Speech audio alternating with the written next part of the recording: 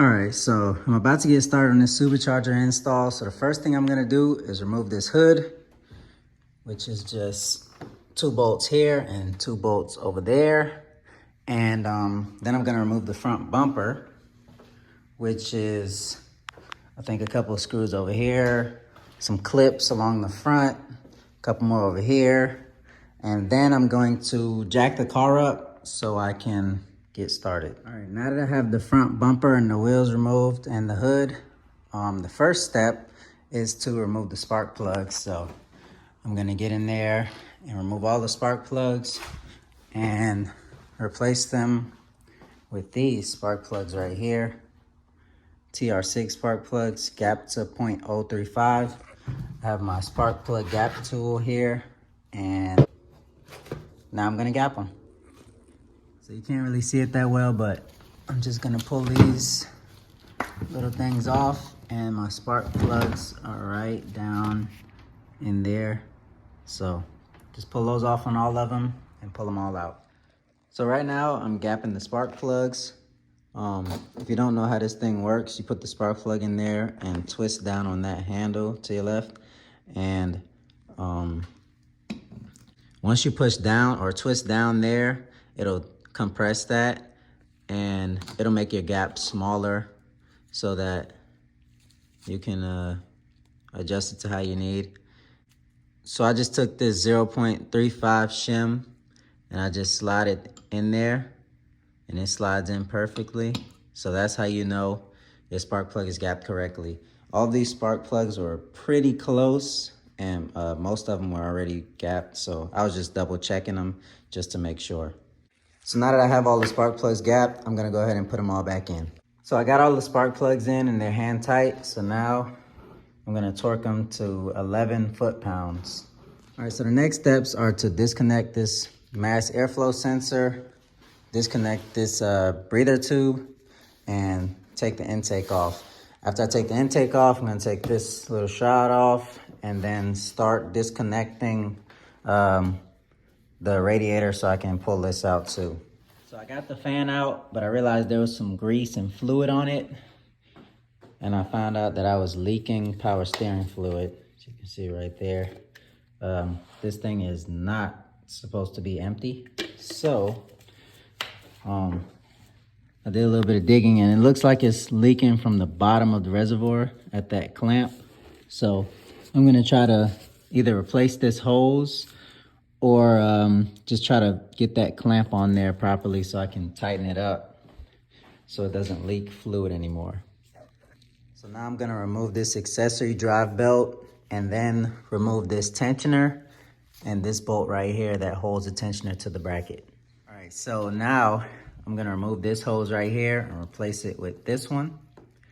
This one has a check valve, and this check valve is gonna be oriented so that air can flow from the valley cover to the intake manifold, but it can't go backwards from the intake manifold back into the valley cover. So now I have to do a couple modifications to the water pump and the thermostat. So this corner right here will have to be ground down because it will block that where that belt is gonna lay. And these 4 little nubs right here will have to be cut off because once again, it blocks where that belt is gonna be. So we made a little mistake while grinding this down. Yeah, that's leaking now. So I'll have to replace this, but we did get these other ones cut off successfully. And I thought this was gonna be the hard part. One water pump later, we got the new one, and I'm about to throw this one on. So I got the old water pump off, and time to put the new water pump on. But before I do that, I'm gonna cut these while it's off and grind this down a little bit. And I think that'll be a lot easier than doing it with it on the car. Now that I have the new one on, I'm gonna start to pin the crank. So I have to remove that power fluid cooler and the sway bar. So I ended up pulling the radiator out because it was just in the way. Had to loosen a couple brackets down there for the ABS module, and then pull 2 bolts out so that I can move the ABS module so that I can get to the steering rack. Now under here, I had to remove the 2 bolts for the engine mounts and jack up the engine so that I can get that clearance to pin the crank. So it's getting kind of late, and I didn't want to keep making a bunch of noise getting that crank bolt off with the impact. So right now, I'm gonna lower this radiator support, and you pretty much just take these bolts out on both sides and put some spacers in between them and then tighten them back up. It's pretty simple. So this is one of the sketchiest parts.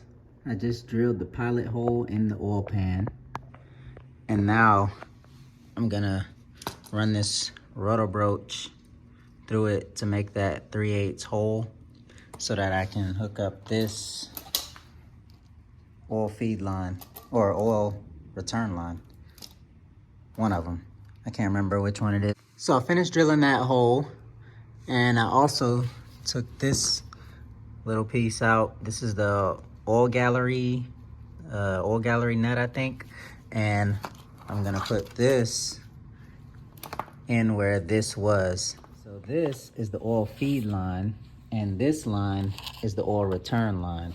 So this one is gonna come up to the top of the supercharger. I'm gonna route it up and bring it on top of the supercharger. This one is gonna route around and go to the bottom of the supercharger. So I got that oil feed line ran from down there behind this power steering reservoir, and I have it ran here to connect to the top of the supercharger. So next I'm gonna relocate this heater hose right here, and I have to relocate this T to the side of the water pump to get clearance for the supercharger that's gonna go right here. So I just cut about 1 foot off of this side, and I'm just gonna pull it around. Now I have to cut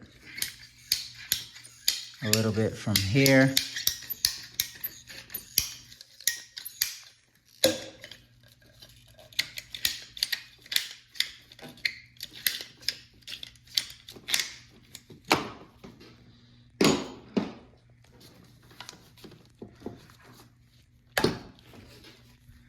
I got that off. I'm just gonna connect this right here so that this hose will be on the side. I just gotta move this out of the way and try to line that up straight. Then I'm gonna pull this around like this, and then just add on to this side to connect it back to this reservoir. And they gave some extras to do that. I'm gonna get started on the booster pump. I'm at the rear left side of the car, right here in this wheel well. And I just took all these screws out here all around so that I can pull this fender liner out to mount the booster pump right behind here. So here with the booster pump, there's a bunch of instructions and stuff. All the wires you have to cut and splice and a bunch of other stuff. But I paid the extra $100, I think, for this Racetronics plug and play harness. So now I don't have to cut anything. I'll just disconnect one of these connectors, I think. Disconnect the connectors and just connect it right in there, and connect all those, and I'm good to go. So I definitely think the plug and play kit is worth it. For $100, you don't have to go through that wiring diagram, cutting and splicing and worrying about all that. So yeah, this makes it a lot easier. The instructions say to cut this stuff off because the self-tappers that they gave you seem to go dull when you cut through this or drill through this. So I'm gonna go ahead and cut some of this off so I can mount this right about here. All right, so back to the crank bolt. Got that out pretty easily. All I needed was the right socket for this thing. So now I can continue and pin the crank. What I'm doing now is I measured this little pin and I put a piece of tape on there so I know when to stop drilling. So I'm gonna drill in until this drill bit goes in the exact distance that this pin is in length. And that's how I'll know when to stop. And then I'll just slip this pin in that hole. So when you're done, your hole should look something like this. And then you just slide this right in there, like that.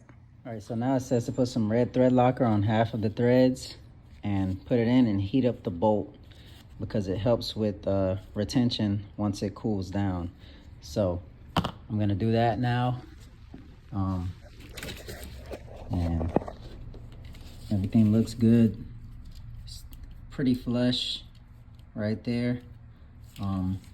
Also, they said put some silicone on this pin just to help it stay in place. Okay, so what I'm doing is putting grease on these threads and then twisting them in a couple rotations, and then I'll pull it back out, and that grease catches the aluminum from the pan so that I don't get any aluminum shavings inside the pan.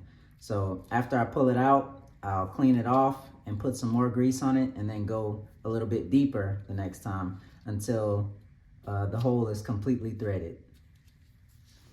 Once you get that in there, it'll look something like that. So now it's time for the fun stuff. This is the worst part.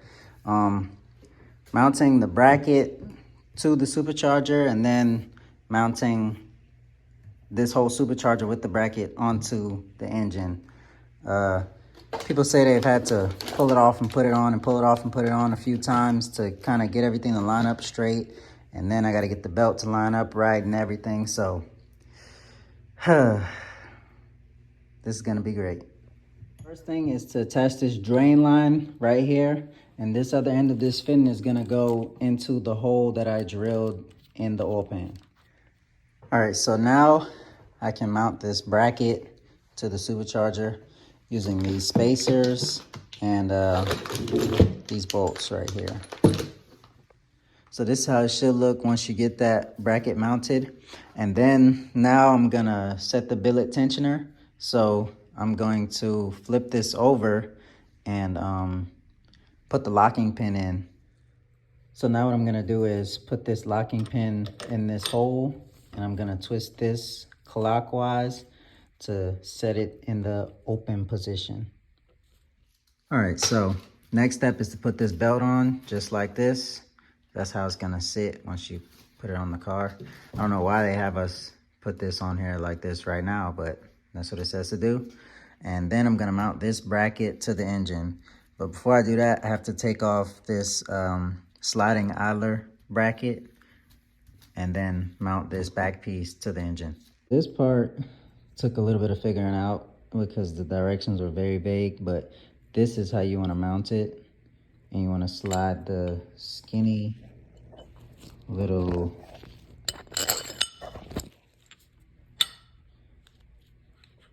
put this skinny spacer on that long bolt, and then this sits in here like this. And the reason why you have to put these in first is because you can't slide these through the back because they'll be mounted and the cylinder head will be in the way. So you put these on first, and then you mount it to the water pump and the cylinder head using 2 of the stock water pump bolts or 2 of the stock tensioner mounting bolts, and you'll use 2 of the bolts provided. And you're gonna mount it right up. Well, it's kind of difficult to see, but you're gonna mount it right there.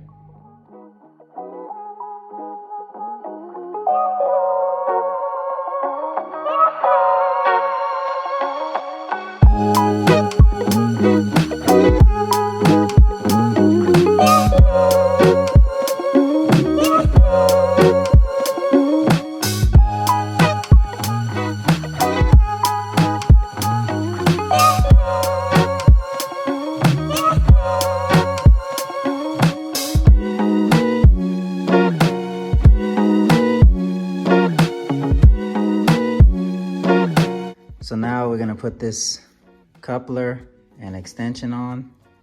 So I'm gonna slip that on there.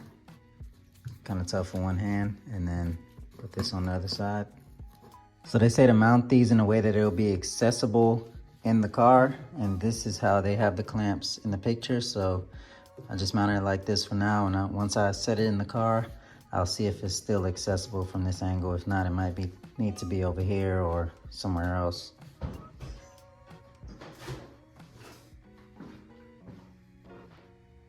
So here it is. This thing is heavy.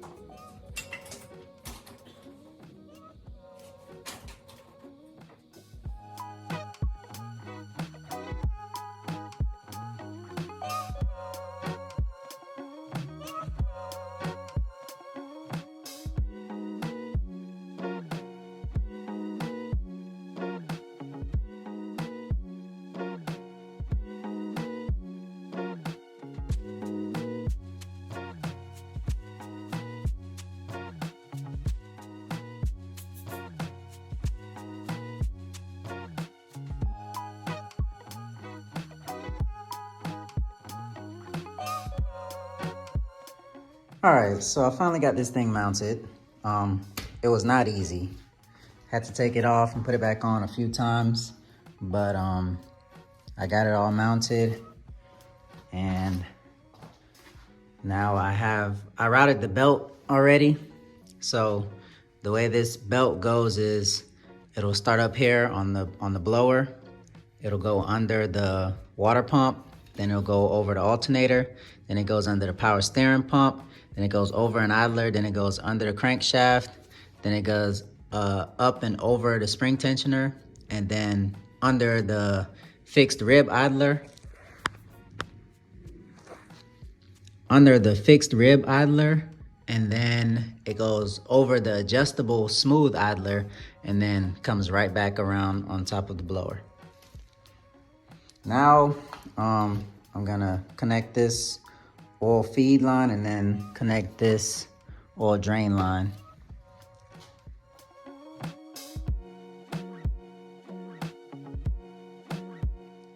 Now I've made a little bit more progress. I kind of have this fan and radiator sitting back in here now.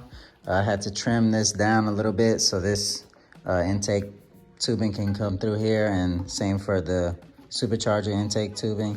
That's gonna sit right over here. And next I'm gonna be mounting the intercooler and the blow-off valve and all that other piping that goes under there.